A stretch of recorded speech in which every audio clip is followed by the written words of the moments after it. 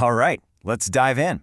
We're going to break down the anatomy of a massive conspiracy, and we're starting at the very beginning, that single tense moment where four complete strangers meet, holding the power to expose a global betrayal.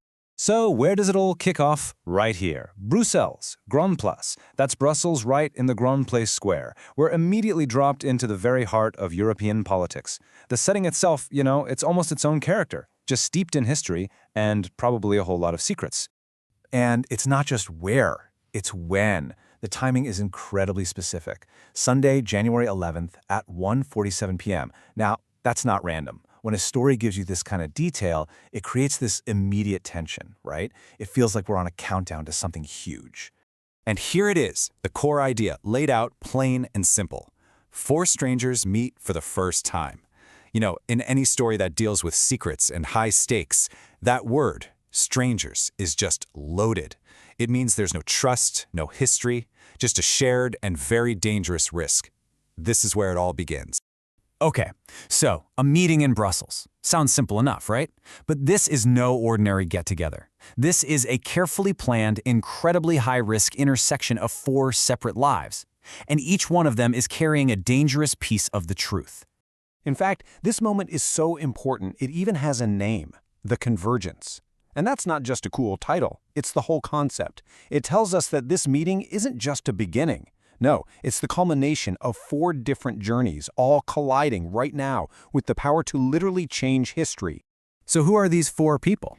Well, the source material calls them the four witnesses. And that's a really important word choice. They're not just characters. A witness is someone who has seen something. They carry that burden of knowledge. And that's exactly what makes them so vital to uncovering the truth. First up, we have our first witness, and she's defined by what she does. She's the journalist. Her entire job is to dig for the truth and drag it into the light. But here's the thing. She's not here because she has the answers. As the quote says, she's a journalist with questions.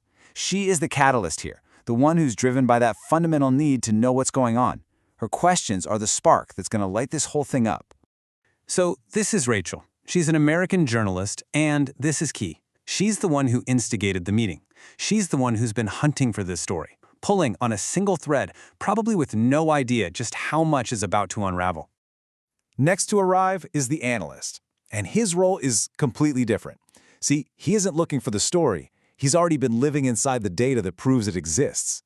And I love this contrast. Where Rachel brought the questions, he brings an analyst with answers.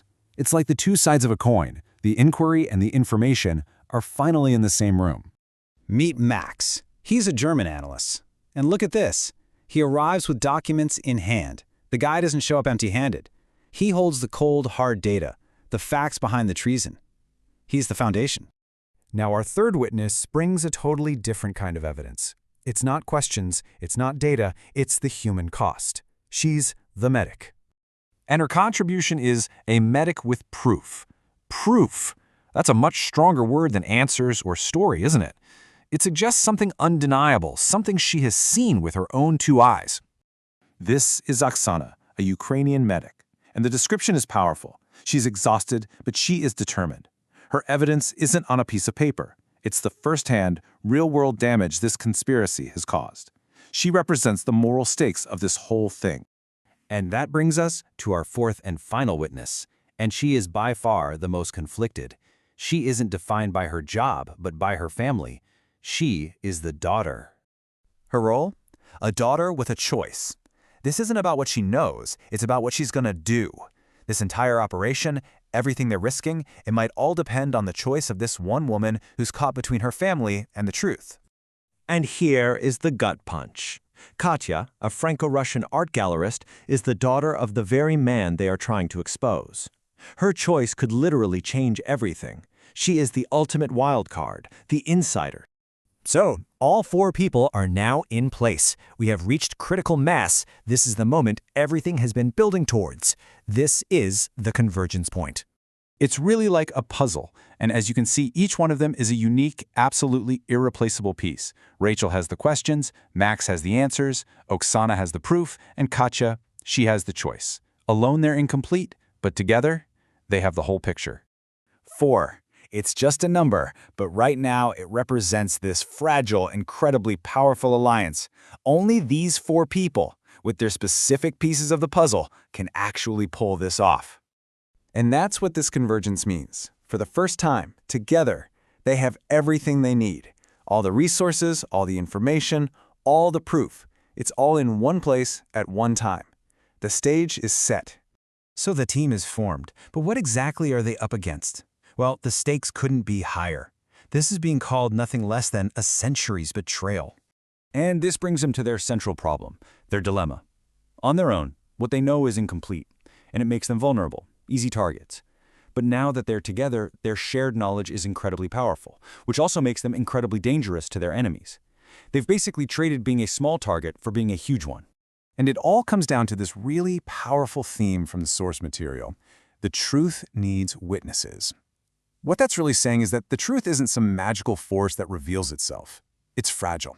It only has power if people are brave enough to stand up and speak for it. Which leaves us with this final massive question.